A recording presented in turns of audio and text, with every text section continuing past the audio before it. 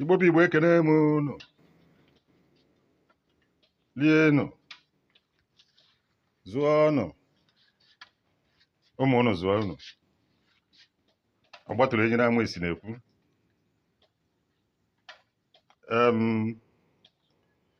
Asị nke mbe ka mụ unu kpakọrịta ụbụbọ. Tata.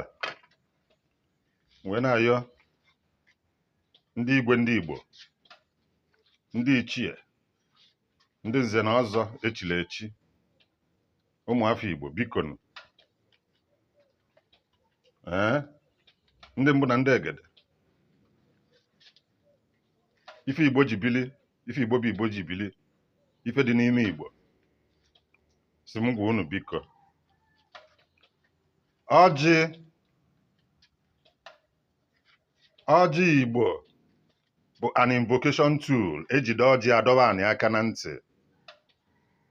An invocation tool for ndị mbụ na ndị egede. An invocation tool for our ancestors. Ọ bụrụ ife eji ekpe ekpele n'ụlọ ụka.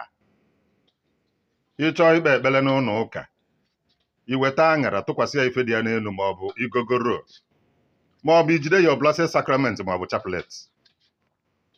Ụmụ Igbo, ejide ọjị adọba anyị aka na ntị. Ọjị bụ our invocation tool anyị ji akpọnite our dead ancestors ka fanụlụ ife anyị na-ekwu, so that the universe will give us what we want. Onye ọbụla echiri echichi n'Igbo, ma ị bụ igwe, ma ị bụ ichie, ma ị bụ nze na ọzọ, wee kpudola anyị okpuru ede n'isi wee na-aga ọjị. Ịgọsi ọjị wee tinye in Jesus name, anya ama atị ya.